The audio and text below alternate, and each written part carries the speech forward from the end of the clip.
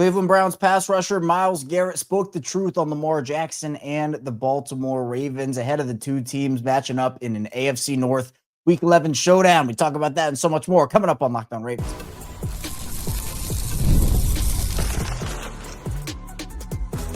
You are Locked On Ravens, your daily Baltimore Ravens podcast. Part of the Locked On Podcast Network, your team every day.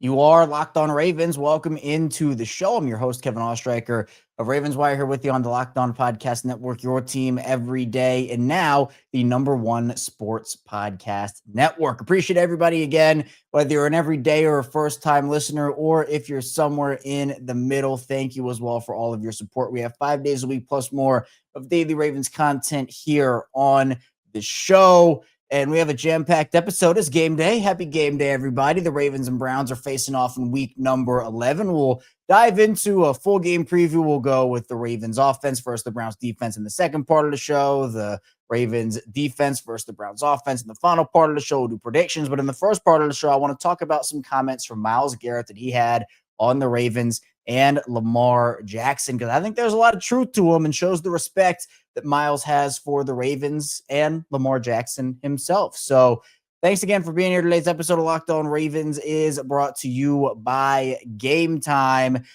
Download the Gametime app, create an account, use code LOCKEDONNFL for $20 off your first purchase. Want to put this out there too. Do not turn on your TVs or turn on your radios or wherever you're watching or listening to the game.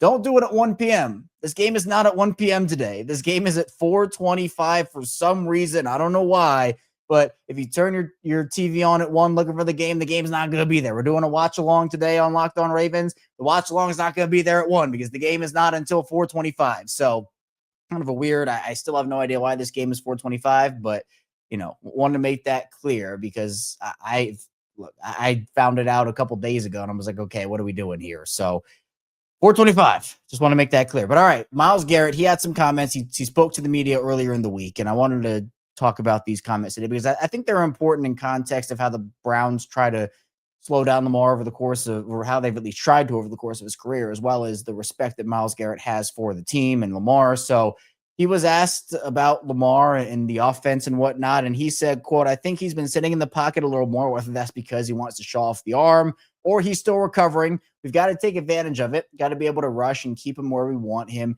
and be able to take the ball away." And so pretty straightforward answer here, right? I mean, it is, I guess it does bring up a point, and I've seen this on social media a little bit of like, oh, how healthy is Lamar, right? I think with all the injury stuff, and we now know he missed practice on Wednesday with the knee thing. He's back on Thursday and Friday. He's going to play in this game.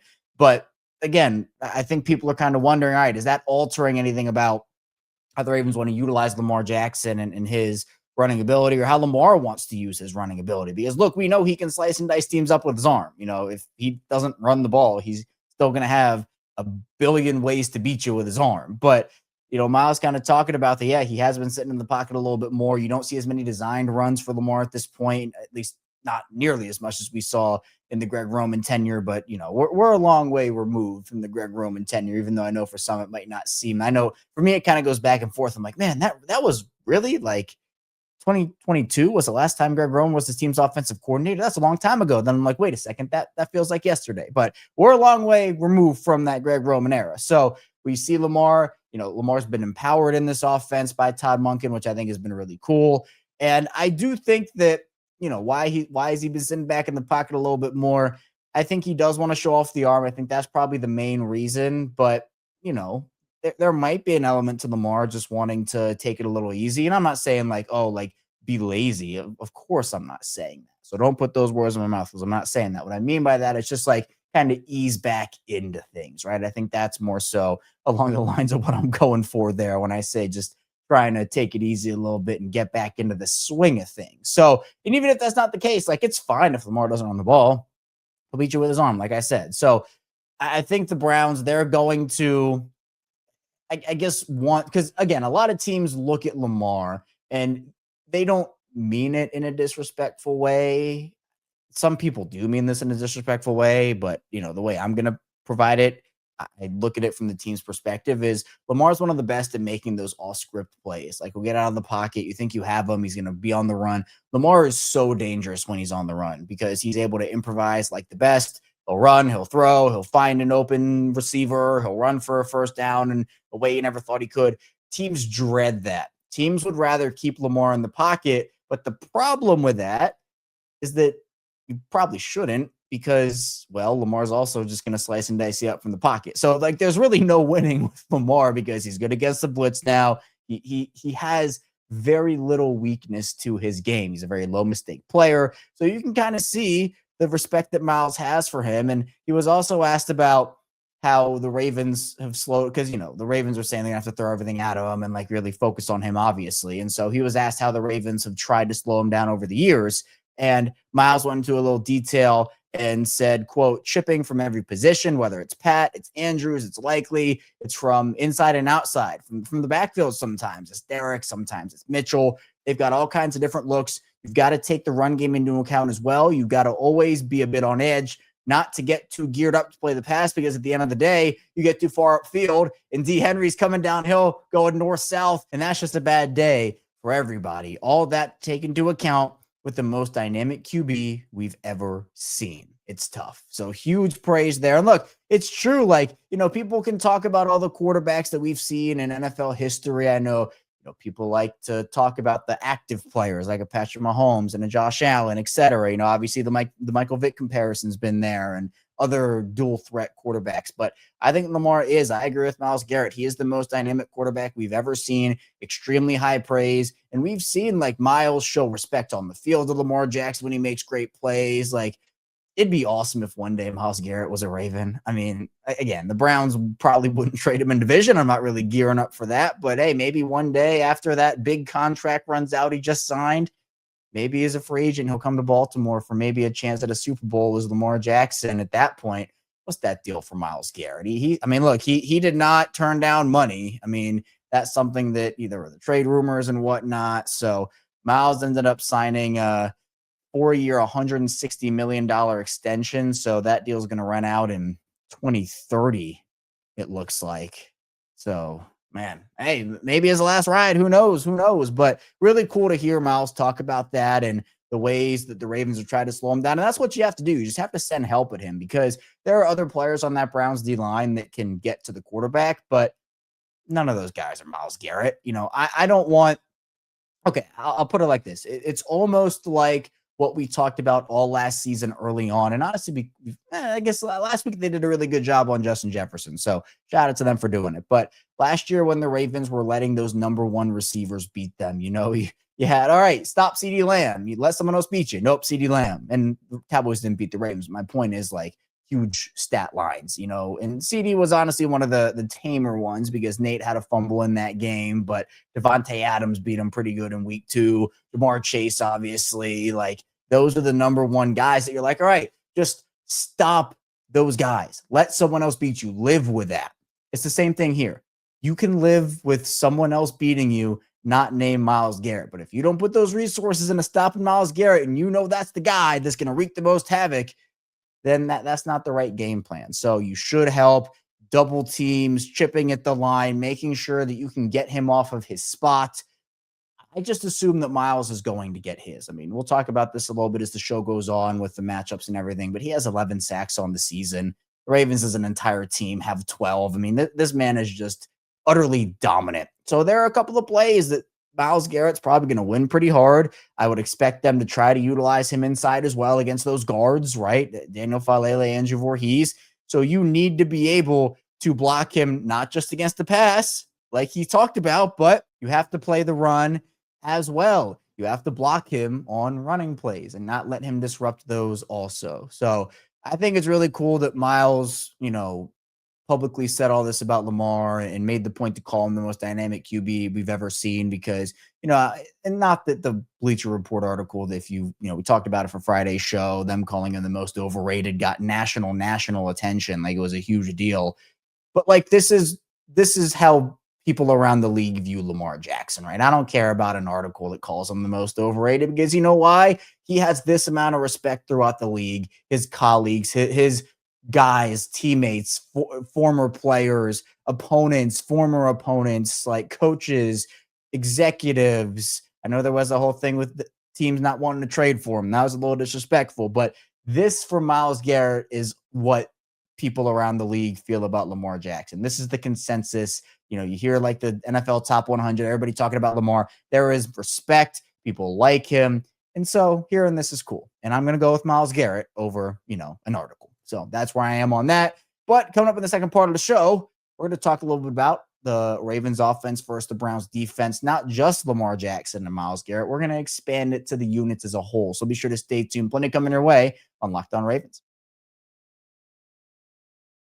This episode is brought to you by PrizePicks. You and I make decisions every day, but on PrizePicks, being right can get you paid. Don't miss any of the excitement of this sports season, whether you're following the NFL, NBA, or both. There's no better time to jump in on the action. If you haven't tried it yet, PrizePicks is the simplest way to play. Just pick more or less on at least 2 player stats. And if you get them right, you win. It takes less than 60 seconds to make your lineup, and you can play anywhere PrizePicks operates, including California, Texas, and Georgia. Now, I've been using PrizePicks during both football Sundays and NBA tip-offs. It keeps every game exciting. I like picking my favorite players like Lamar Jackson, Nikola Jokic to see how my predictions play out. The new Stacks feature is a game changer. You can now pick more on Steph Curry's points, threes, and assists in the same lineup. Plus, if one of your players leaves early with an injury, the injury reboot saves my lineup from a loss. Download the PrizePicks app today and use code LOCKEDONNFL to get $50 in lineups after you play your first $5 lineup. That's code LOCKEDONNFL for $50 in lineups after your first $5 lineup. PrizePicks, it's good to be right. Moving along on Locked On Ravens, Kevin Oestreicher still here with you with a game day edition of the show. Appreciate everybody for being here, making Locked On Ravens a part of your day and your first listen each and every single day. Be sure to hit the like and subscribe button in video form, and also follow along and subscribe in audio form for that 5 days a week plus more of daily Ravens coverage. Jam-packed game day today. Obviously, this is the pregame episode that we do every single Sunday morning, but we're also going to have the Locked On Ravens watch along at 4:25. That's when the game is. So we'll have it at 4:25. The watch along will react to every single play after the game. We're going to have the instant reaction show right after. So be sure you stay tuned for that, as well as the Locked On Ravens squad show after the instant reaction with myself, Sam Njoku, and former Ravens receiver Kadri Ismail. So a lot of game day content. We also have the show 5 days a week regularly, Monday through Friday, bonus episodes on the weekend like this, and the whole 9 yards. So Ravens and Browns. Let's talk about this a little bit. Now, we're going to get into the actual matchups, offense, defense, like I said at the end of the first part of the show there in a second. But I do want to talk about Ravens making some interesting, kind of weird decisions here. Now, it's roster-wise, and it's kind of weird because of the messaging that we've gotten from John Harbaugh. And a lot of people are just like, okay, what's going on here? Like, why is the messaging the way that it is? Now, we already know that Rashod Bateman, Jay Higgins, Justice Hill, and Marlon Humphrey were all ruled out for this game initially on the final injury report on Friday. The Ravens, they officially placed Jay Higgins on injured reserve and signed Taven Bryan from the practice squad to the 53-man roster. So Higgins going to the injured reserve is not a big shock. That was what John Harbaugh had said. It was going to be a multi-week injury type deal. So that's not weird. Taven Bryan from the practice squad to the 53-man. He was out of practice squad elevations. He had used his last one last week. You're only allowed to have 3 of them. I don't think Taven's been necessarily super impressive, which is kind of, would I have used the roster spot? And I guess for now it's all right if they don't plan to keep him. But all right, you're monitoring that. But the Ravens activated Chandler Martin, which is, not a surprise there. Linebacker, essentially takes the place of Jay Higgins. And the defensive back, Amani Oruwariye, from the practice squad, but no, there's not a Carl Lawson here. And we've talked about Carl Lawson. John Harbaugh's talked about Carl Lawson and essentially said that, he's good to go. And, seems like the team's excited about him. And, you look at it in a vacuum, activating a linebacker and a DB, like, yeah, Marlon's out and Jay Higgins is out. You want their special teams ability. I get it. Now, hopefully Mike Green's going to be able to play in this game, because that's the other question mark. And Carl Lawson would help a lot from the pass rushing department if Mike Green's not able to go. Again, he was limited, and then he did not practice Thursday, Friday. He was a full participant on Wednesday. So I have to assume something probably happened in practice there. I guess we'll see where we're at with that, but kind of a weird, messaging from the team about Carl Lawson. And again, like John Harbaugh saying something about Carl Lawson doesn't automatically mean all right, boom, he's activated, but it usually gives you a pretty good indication of things. So we'll see. I don't know the deal with Carl Lawson right now, but he's there. Maybe this will be more of a later season thing. So it's very weird to me. It was something that I definitely want to monitor. But speaking of the Ravens pass rush, hopefully Mike Green will be out there on defense, but we'll have to see. The Ravens, they're going to have to get going early against this Browns defense. This Browns defense is one of the best in the league. Look, their offense is abysmal, and we'll talk about that in the final part of the show. But this defense is nothing to scoff at. They're the second best rushing defense in the league. They're the 10th best passing defense in the league. So that's a little bit of a weakness, but still top 10 is really, really good. They're the second best defense in terms of yards given up. They do not give up a lot of yards. And they're really good across the board. 5th in points per drive, 3rd in yards per drive. They're a great conversion defense all the way around. Top 10 in every category, 9th and 3rd down, 7th and 4th down, and 10th in the red zone.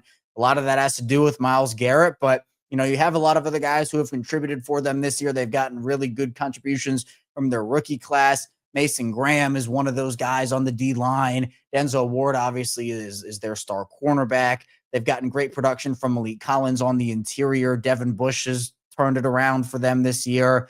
Alex Wright, who actually, he was on the injury report. Let me figure out if he's actually, because he was the one guy that I think people were a little worried about in Cleveland was he going to play or not. So Alex Wright is not going to play in this one. He is out. So Alex Wright, actually, when you look at the Browns sack numbers, he has the 3rd most sacks on the team with 3. So that's actually a decent loss for them. So other guys are going to have to step up in that category. Mason Graham only has half a sack this year, but he's been really good as a disruptor. Greg Newsome, he's no longer there. So that's a player you don't necessarily have to worry about. He's now in Jacksonville. They actually ended up adding Tyson Campbell in that deal. So he already has an interception since coming over. The Browns don't necessarily have, high amounts of interceptions or whatnot, but this is a team that, they're pretty impenetrable in a lot of different areas. Now I say that, and then we see this Ravens offense, which is just, it's a cheat code. It's a cheat code. The Ravens put up 41 on this defense the first time around. Was a closer game in the first half, but then the Ravens kind of blew the doors off it in the second half. Baltimore still is an elite rushing offense with the 2nd best rush offense in the NFL. 14th best passing, but again, that does factor in starts by Cooper Rush and Tyler Huntley. They're getting better in a lot of different categories. They're still not a great red zone offense, but one of the worst in the league. The Ravens, 50% on their conversions there, which is 27th in the NFL. But on 3rd downs, they're getting better. They're 13th in the NFL. They're not a good 4th down offense. It seems like in those moments they can't step up to the plate. They still need to improve on 3rd and short. I still, in the stats, will back this up, but I trust them a lot more on 3rd and long than I do on 3rd and short, and that has been proven with the stats. So it's going to come down to the offensive line up front. I mean, that's just where it starts. Protecting Lamar Jackson, opening up rushing lanes. Lele Voorhees at the guard spots like we talked about, but obviously getting good games from Roger Rosengarten, who I'm sure will see his fair share of Myles Garrett in this game. Linderbaum and Stanley, anchoring hopefully down that unit. Going to have to get to the second level effectively. But again, it's not just on the O-line. It's about guys blocking and chipping. I mean, I remember a couple of plays in that Vikings game where you saw like Isaiah Likely getting down the field on the second level, just blocking a guy out of bounds. Like those are the types of plays you need here. Patrick Ricard is going to be huge. And with no Rashod Bateman, hopefully Tez Walker can step up to the plate. We're also probably going to see a little bit of Tylan Wallace, DeAndre Hopkins, everybody filling in. Bateman hasn't had a very strong statistical season, but he's still important to what they do. And I want to see some Keaton Mitchell. We've heard it from John Harbaugh. We've heard it from Todd Monken that he deserves to play more. He needs an opportunity, more of an opportunity. Keaton Mitchell, him and Derrick Henry, while I'm not like saying, all right, give Keaton Mitchell the bell cow snaps here. No, that's still Derrick Henry. But this is the time to use Keaton Mitchell in place of Derrick Henry on some snaps. Keep Derrick as fresh as possible. And Keaton just brings you a different skill set. He can hit a gap much more effectively with his speed. Derrick is he's a different player, still an elite type running back. I'm not saying he's not, but Derrick, it takes time for him to get going. He needs to build up that speed. And then once he's built up, you can't stop him. With Keaton, you hand him the ball, boom, that's it. That's all he needs. He's ball, boom, he's gone. So it's just different skill sets. You can use those guys with no Justice Hill.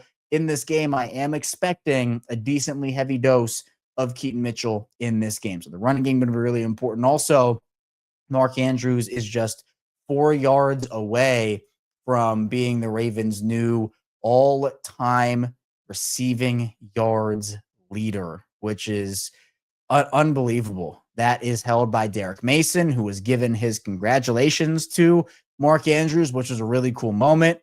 So, Mark, the record right now held by Derrick Mason is 5,777. Mark is also 7 catches away from breaking Derrick Mason's all-time franchise record of 471 catches. So, there's a lot of conversations about Mark. This is probably his last season in Baltimore, but he's been an all-time Raven. And, despite some of the moments he's had, particularly in the postseason, that's something that nobody can take away from him. He's been incredible during his time in Baltimore. It's not over, but those are moments that kind of make you look back and reflect about a guy that has, put it all on the line for Lamar Jackson and this team. So, that's another matchup with those tight ends in the passing game. If they can get the run game going, the Ravens early, and get it going effectively, Brown's going to have to devote a lot more resources to stopping the run, which should give the Ravens a lot more play action opportunity. So that's where I'm looking at for the Ravens on the offensive side of the ball.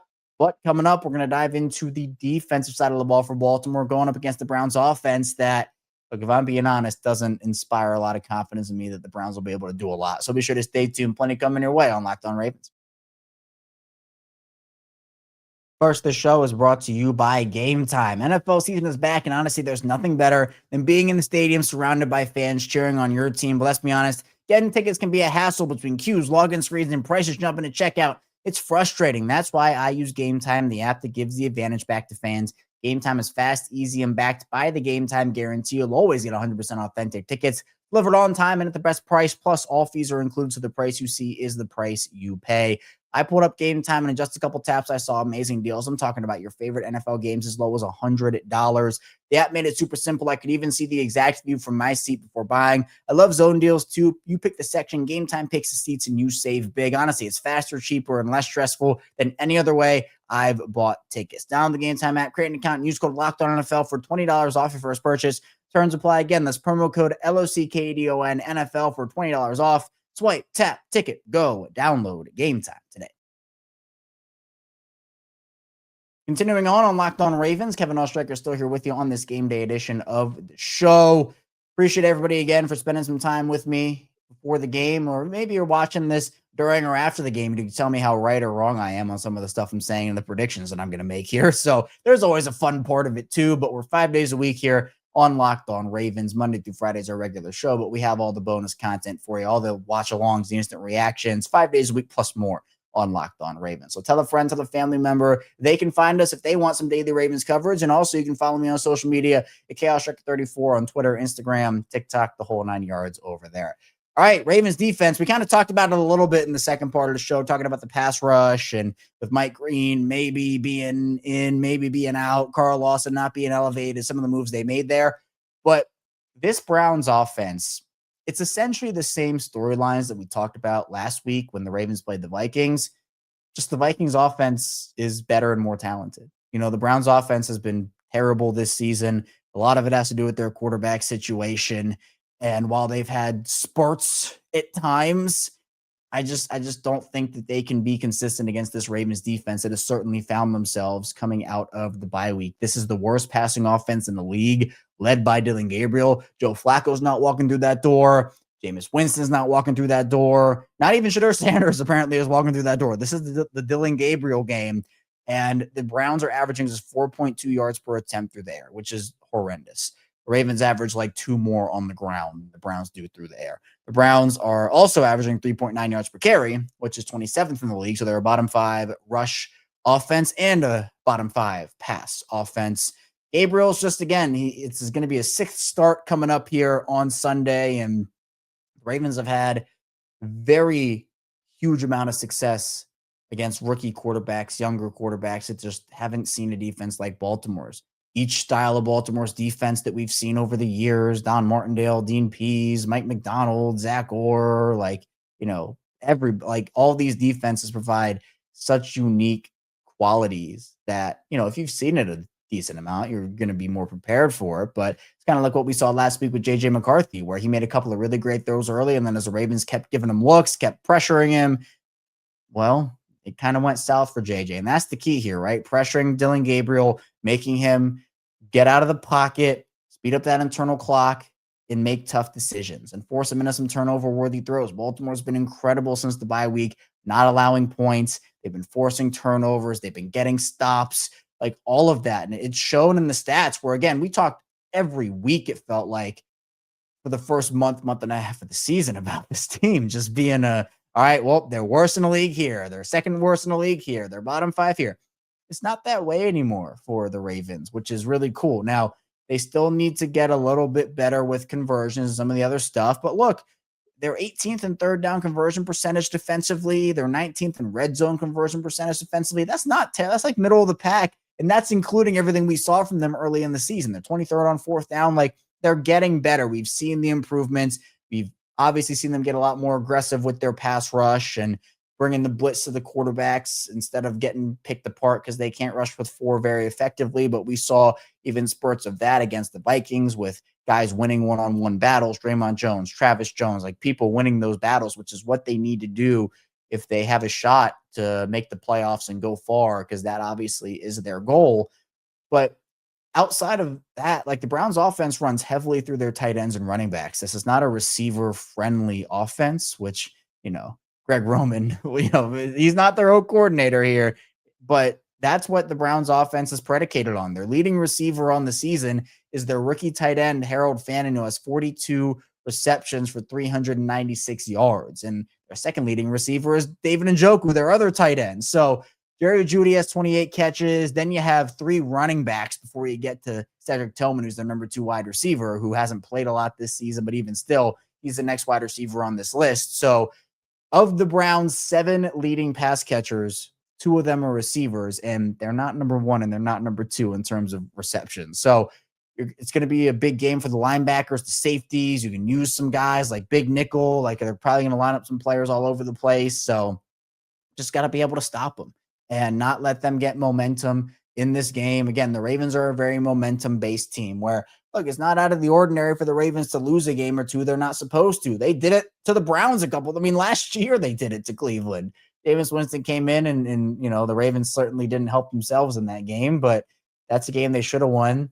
Everything was in their favor, and they somehow dropped it. And these AFC North games can get weird, a lot more on the docket. Again, there's that weird schedule quirk where the Ravens will play the Browns twice before they play the Bengals or the Steelers once, which is really weird. So I guess that's what's going to happen here. But even still, you cannot let your guard down. You've had a much easier schedule than you did early in the season, but you have to be able to rip off wins when you can get them, because you do have a much more difficult late season stretch with teams like the Steelers and those AFC North weird games and the Packers and the Patriots who look really good. So get the wins where you can. This is an opportunity for that in a big way. So I do expect the Ravens to win this game. If I had to give a score, I would probably go along the lines of 29-19, almost similar to what we saw, where I think in this game compared to last week, like last week, the game really wasn't as close as the box score said. The Ravens just kind of, almost let go of it a little bit at the end there. I kind of expect it to be the same. Maybe not where the Vikings get off to that fast start, because even 19 points to me feels very generous with what this Browns team is doing offensively. But I'll just chalk it up to AFC North weirdness, I guess. So 29-19 would be my final score. But hey, you know what? If you win by 1 or you win by 30, doesn't matter. That's how you pick up a win. And can look ugly, can look pretty, but 1-0 in the record, all the same. So that's all I have for you here today on Locked On Ravens. Thank you so much for tuning into the show. On the way out, be sure to hit the like and subscribe button in video form and follow along and subscribe in audio form for that 5 days a week plus more of daily Ravens coverage. And again, be sure you stick with us throughout all of game day here. We will have the Locked On Ravens watch along at 4:25, not 1 p.m. because the game's not at 1 p.m. It's at 4:25. So we'll have the watch along. You can tune in, react with me to every single play. Then after that, we'll have the instant reaction show. And then after that, the Locked On Ravens squad show with myself, Sam Njoku, and former Ravens receiver Kadri Ismail. So much Ravens content on docket today. Be sure to stay tuned for all of it. And I'll see you right back here soon on Locked On Ravens.